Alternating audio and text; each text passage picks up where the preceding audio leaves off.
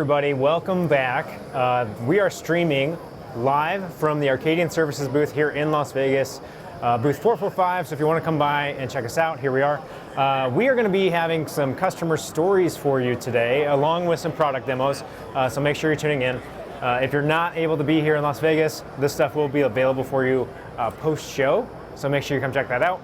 I am Matt DeWolf. I run MK Quinn Media and am the host of Better Car Washing Everywhere, the podcast for car wash professionals and, yes, the car wash curious. So to kick off today, we're going to get into a little bit of a conversation around really customer differentiation. Okay, and what are some ways we can do that and all of that. But I'm not going to talk about it. I might have some opinions on it.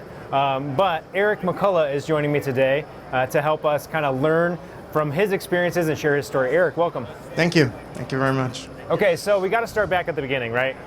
How did you come to be in this industry? So I had a long career, mostly in product management, marketing, and technology space. And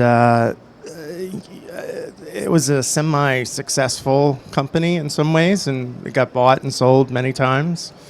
And at one point in time, the car wash that was in our small town in West Virginia was available for sale.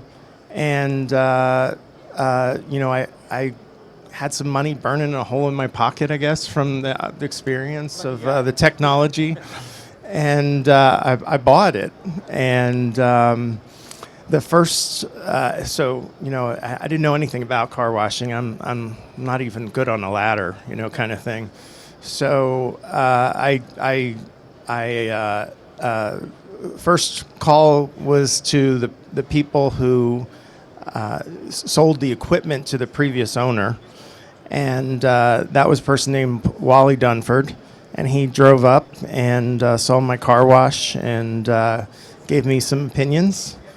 And little did I know at that time, he was actually going to, he told his employee at the time on the way home, he said that guy's probably going to sell or go out of business in about 90 days because he doesn't know anything what he's doing.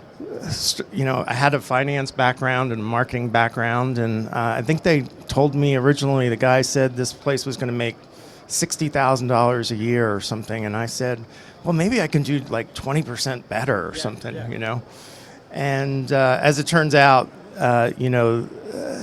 slowly we built the business and brought it back up with some new branding and marketing and stuff that I did know. And slowly Wally and I became friends, and he saw what it was doing, because it was like, at one point in time it was doing like 200,000 or something, 3 times more than what I thought it was going to do. And I'm like, oh my God, Wally, this is the best business ever. Why don't you have more of these? Because I'm just there with my one little hobby car wash here. And he said, well, I like to build them. I don't like to really run them and, do the day-to-day stuff. And that's when, again, we kind of slowly ground them down and said, why don't we build one together? And that was our first baby. And here we are 7 years later, and we just opened up our 4th one 2 weeks ago. Okay, awesome. I love that. That's not a rise from the ashes story. That's like a prove them wrong story. Right? Yeah, well, what I tell people when I mentor them and in the past and people I've managed, I think there's some people would say, well, you got lucky or something. And I also believe in you make your own luck. You get opportunities and then you kind of make your own luck. Yeah, I think that's true. I think you gotta work hard. Like nothing is easy, and the number of people who try to get into this industry thinking, oh, I'm just gonna make a bunch of money and I'm not gonna have to be there. That could not be further from the truth. Correct. I mean, the one thing I did know going in was it's not a passive business. Yeah. You're not actively maybe washing the car in some cases, but it's not a passive business. It's not like putting your money in the stock market, forget it, and count it later or something like that. Yeah. Give those folks who might be watching or listening, give them a sense for your kind of wash mix. What are you operating? What are you owning? What's Sure. going on? So today we have probably 9 different machines and across 5 locations. Okay. So we have 2 full-size tunnels. We have a mini tunnel, and then we have 5 automatics and 10 or so self-serve bays. So a little bit of everything. We do unlimited memberships in our tunnel locations, as well as some of our touch-frees. Oh, okay. So we have pettit machines that can do that are pretty fast enough to keep up with the memberships. Interesting. So talk about that a little bit. What's that been like? The membership program specifically? For the in-bays. It's as most people know, do the memberships, it's a matter of just having capacity and being able to sell off that capacity, right? I mean, it's like an airplane that leaves without tickets sold. They're lost in the ether forever. Right. And so for us, it's been a good experience. The tunnels are easy to do. And then in the automatics, it's figuring out how to get that wash speed up to have that excess capacity to then sell it. So it's again just capacity. Yeah, and the challenge there is like really watching that volume so that you don't end up with long lines that are too much, right? To push people away. Correct. Like you want lines, you want to show activity, but not to the degree that it's going to start like sending people away. Yeah, so we use we have 2 different car wash brands. One is the membership one, and then we have a separate brand that nobody necessarily knows is the same company for the situations where we don't have the capacity. Oh, nice. That's funny.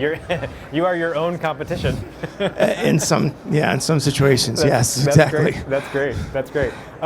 So we're kind of in a time in this industry where there's a lot of building, there are a lot of washes, and it's becoming more and more important to differentiate, right? So yeah.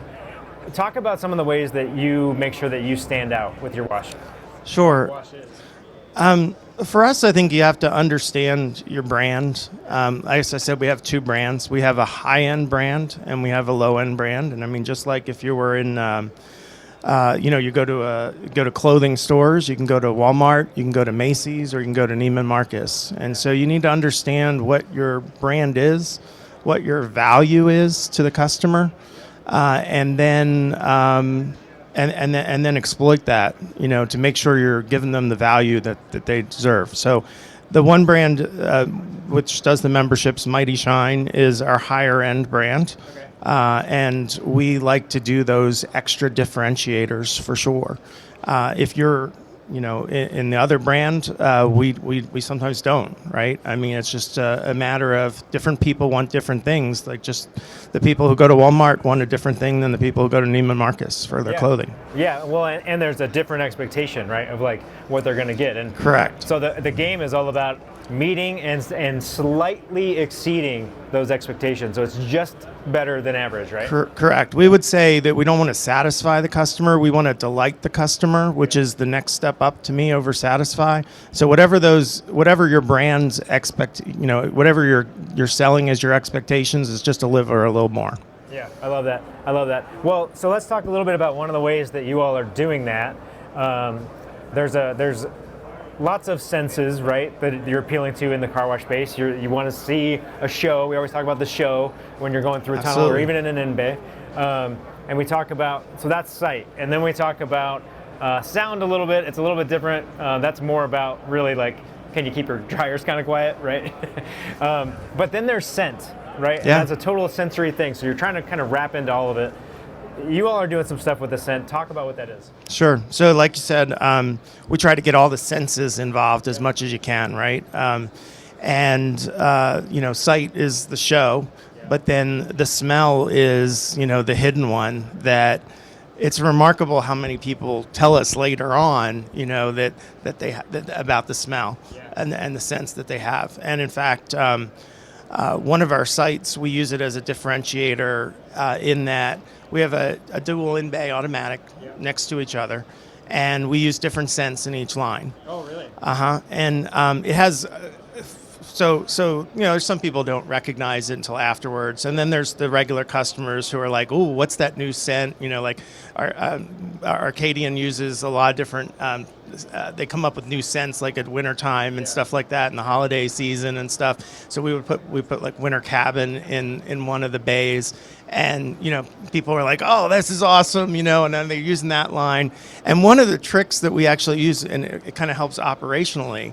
So every car wash operator knows that when people pull in, there's one in-bay automatic that gets used more than others. And that's a maintenance nightmare for people to try to keep them in sync. So what we do is we put the more popular scent on the farther lane to help drive more traffic over there, and that helps quite a bit. That's fascinating. It works well. Eric, that's so smart. Where'd that come from? It's a little thing, but it's so smart. It is a little thing. I don't even know that we started it. I have a manager at the site, and she's super into the customer experience and that kind of stuff. And she's like, yeah, these customers, they really like this one scent.